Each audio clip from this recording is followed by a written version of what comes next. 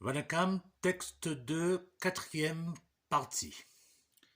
Arrêt sur image pour vous permettre de recopier le texte, de prendre de l'avance, de s'amuser pour ceux qui sont des faux débutants, donc de retrouver les verbes, les suffixes de cas, suffixes pluriels, les compositions de mots, et nous allons étudier phrase par phrase.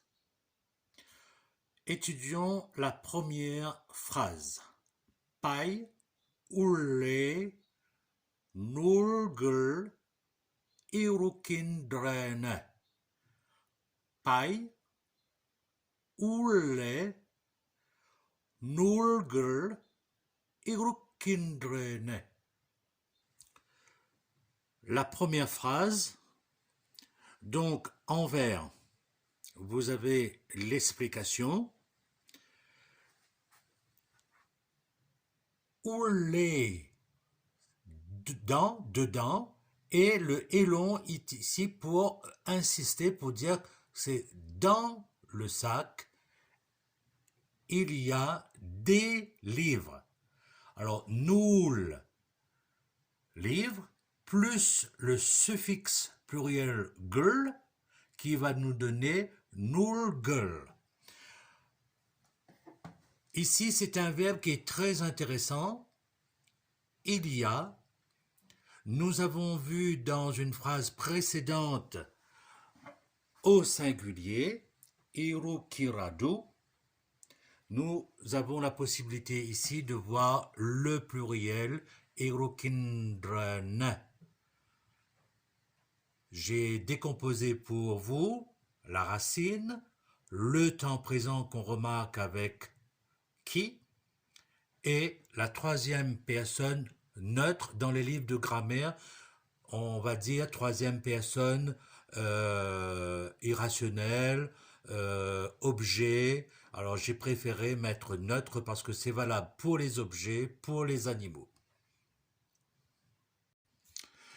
La deuxième phrase, alors vous voyez comme c'est très intéressant, nous avons beaucoup d'explications à donner. Avan, valado, donc ça veut dire droit, droite, c'est-à-dire le contraire c'est gauche. Kai, kai il. Kai c'est la main, c'est le bras. J'ai décomposé kai il comme nous avons déjà vu dans une phrase précédente. Kai plus i plus le suffixe de ka il. Alors c'est très important parce que du coup, dans le dictionnaire, vous ne trouverez pas le mot kai il, dans les livres de grammaire bien sûr, et nous avons besoin, j'ai déjà expliqué, nous avons besoin de cette consonne i avec la voyelle I. Or, j'ai précisé que or, on va trouver une devant une voyelle. Ici, c'est ou, de unavu. Nous avons déjà vu un sac, oru pai, oru parce que pai, ça commence par une consonne. Unavu, le repas.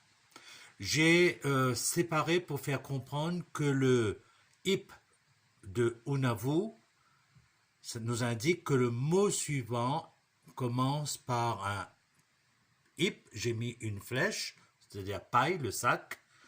C'est une règle de grammaire et il y a aussi avec d'autres consonnes la même règle. Irukiradu, comme je l'ai montré il y a un instant, j'ai à nouveau décomposé iru, ki, radu, il y a. Différence avec irukindrene, le pluriel, mais qui veut toujours dire il y a. C'est très important de connaître ces règles. Une fois qu'on a appris, nous n'avons plus de soucis à nous faire. Et il ne faut pas hésiter à faire comme moi des répétitions. Et c'est à force de répéter que nous allons apprendre nous allons retenir sans gros problème. Nous allons maintenant étudier la dernière phrase de ce paragraphe. Troisième et dernière phrase, alors très intéressante. Alors vous me direz qu'avec moi toutes les phrases sont intéressantes, mais là particulièrement puisque nous avons des règles, une nouvelle règle de grammaire. Dans le sac, dans le panier, repas, puisque nous avons unavu, paille, il. J'ai décomposé paille pour montrer suffixe de cas.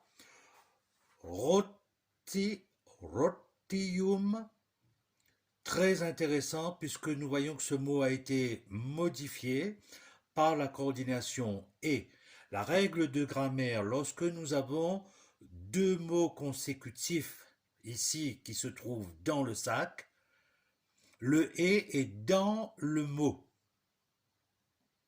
Exemple, rotium, paramum. J'ai décomposé paramum, le fruit. Il y a du pain et un fruit dans le sac. Nous avons déjà vu dans la première phrase, il y a. Ici, il y a deux objets neutres, le pain et le fruit. C'est pour ça que nous avons irukindrene. Retenez bien ces règles de grammaire puisque pajamum, si vous cherchez dans le dictionnaire, c'est pas possible de trouver. Rotium, si vous cherchez dans le dictionnaire, c'est pas possible de trouver. En revanche, bien évidemment, si vous avez des livres de grammaire, vous trouverez donc ces explications. N'hésitez pas à m'interpeller. Je vous souhaite une bonne journée. Voilà, Cam. Nandré.